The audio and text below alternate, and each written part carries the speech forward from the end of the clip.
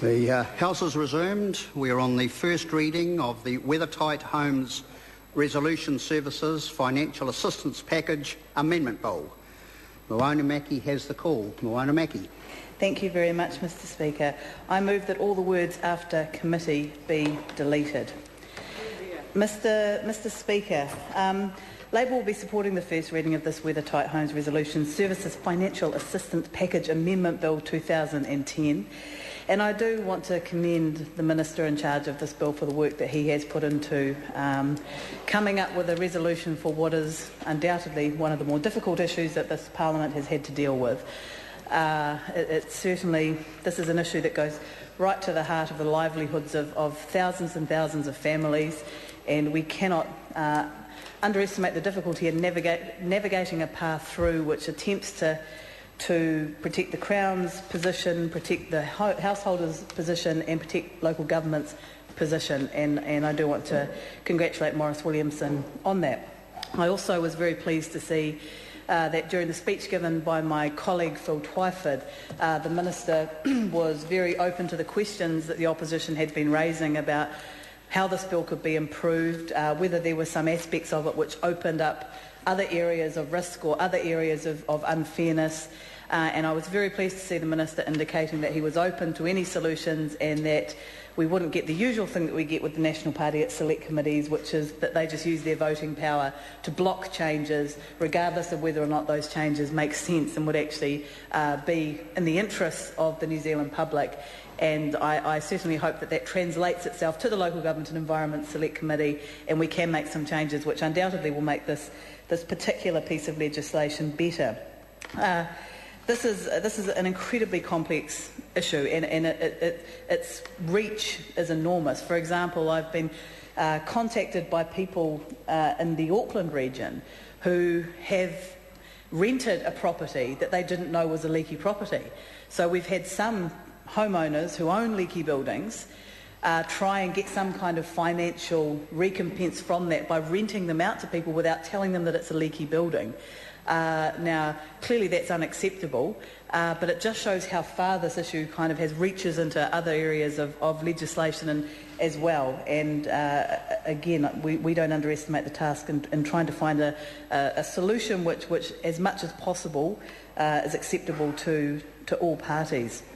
I think during this debate we definitely need to keep in mind why we're here in the first place, and the deregulation that came with the Building Act in 1991 had an enormous impact on the building sector, and we still really have never caught up in terms of the professionalisation of that sector and the protection of consumers who purchase products assuming that those protections are in place, but then they find out once they've invested their entire livelihood in a property that in fact those protections were not there to begin with. And as another example, I found out recently, having toured around boarding houses in Wellington and thinking how in New Zealand is it possible for properties like this to be rented out to people, and the most vulnerable people in New Zealand. And I was told by the Wellington City Council that prior to the 1991 Building Act changes, councils actually had responsibility for boarding houses. They were required, boarding house owners were required to tell the councils where they were, and the councils were able to go in and ensure that public health standards were being met. They said when the 1991 Building Act changes came in, they lost that ability, and now if they know where a boarding house is, they will go in and use whatever public health powers they have to look after the tenants and make sure. For example, one of them didn't even have running water. No running water, no connected sewerage. Once they know about it, they will do something about it. But they said the problem is these are not tenants who are going to tell us. They are the most vulnerable. They're terrified that they're going to be evicted. And that was another thing that came out of those 1991 Building Act changes. So it is a salient lesson to all members of this House that when people go on about red tape, well, none of us want to see people having to jump through hoops, legislative and regulatory hoops that they don't need to. We do have these protections in place for a reason. Oh, well, apparently, according to the government junior whip, she thinks that the deregulation of the 1991 Building Act and the leaky homes that came out of it is a good thing, And I think that probably sums up the one-eyed view from some of the National Party members. If she'd actually listened to what I was saying, she would see that I was agreeing with what the Minister was doing, but instead she's just chipping away there like she always does, negatively, not listening to what anyone else has to say, just assuming that because I'm from the Labour Party, I'm not actually interested in having a constructive debate on this issue. And that, of course, is not true, Mr Speaker, at all, because, as I said, we are supporting this piece of legislation. Now, one of the major parts of this is the Crown indemnifying itself, and this is where we think we need to do some serious looking into this at Select Committee, because this is quite a major step. We agree that if people want to go down the path of accepting this package, which is 25% government, 25% local government, although my colleague Phil Twyford has raised some concerns about whether there's actually certainty around that 25% from local government, then of course they shouldn't be able to also sue at the same time. This is you do this, you go down the path of accepting the solution in this legislation, or you can go down your own path, and we think that that's absolutely fair enough. But it's when it comes to if you like, the indemnification for future grievances that people might have against the Crown, that we question whether that's a fair thing to do. For example, if during the course of repairs being done, it's found out that actually the Department of Building and Housing assessors haven't done a proper job in assessing the damage, but the homeowner is no longer allowed to have any recourse against the Crown for that mistake. We think that will need to be looked at Select Committee, because I think we also have to appreciate that the people we're talking about trusted building officials in the first place, and this is the position that it got them in. And so saying to them, well, you're going to have to trust a whole raft of officials again, despite what happened the first time around when council signed off on building plans, when products were signed off on, you're going to have to trust them again. And if they're wrong again, even though maybe completely different officials, but even if they're wrong again, you are going to have no ability to come back against the Crown. I think that's asking an awful lot of trust for some people who have lost a lot of trust when it comes to this area of government regulation. So I think that will be certainly something that we will want to be looking at Select Committee. There's also a lot of risk for builders built in with this indemnity, because they are the one group who are not covered by it fully.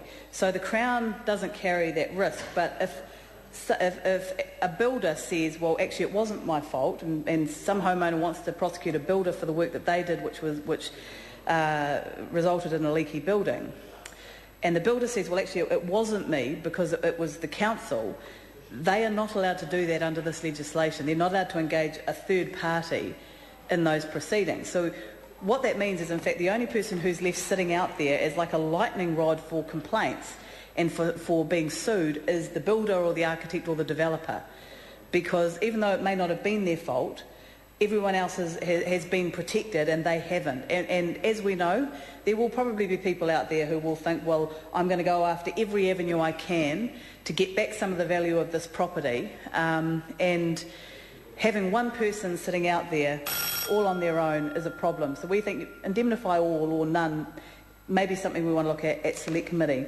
Now, I want to finish off by talking about Housing New Zealand and their role in some of this, and whether they are considered the Crown under this legislation. Because Housing New Zealand, there is a particular property that I'm thinking of up in Auckland called Pepperwood Mews, where Housing New Zealand and a developer came together and marketed properties to consumers and said, if you purchase this property, Housing New Zealand will tenant it and become the tenancy managers. And this was a very good deal for people, so they invested in these properties. And then it turned out the properties were leaky buildings. Housing New Zealand pulled their support and said, we actually have nothing to do with this, we were only going to be the tenancy managers. Well, as time has gone on and documents have been revealed, what we found out is that actually Housing New Zealand had a much bigger role to play in that than they had originally admitted. They'd originally purchased these properties and then had shifted that to a leasing arrangement, which means that they went through a process where they looked at these properties and said, yes, they're structurally sound, otherwise they wouldn't have purchased them. And that gave the tenants some hope that this also must be a really good option for them. And also, there were problems with these buildings before the unit titles were signed off that the tenants were never told about. And there's some ongoing action around this, but I want to know if indemnifying the Crown under this legislation means that those people are no longer able to pursue Housing New Zealand for any culpability they may have had in the leaky building saga. And if it is, then I think that needs to be made clear, and either a definitive decision for that to be included or to be taken out. But in the case of Pepperwood Mews, certainly those residents believe that there is a case to be made that Housing New Zealand has some culpability. They were involved in assisting the developer during the resource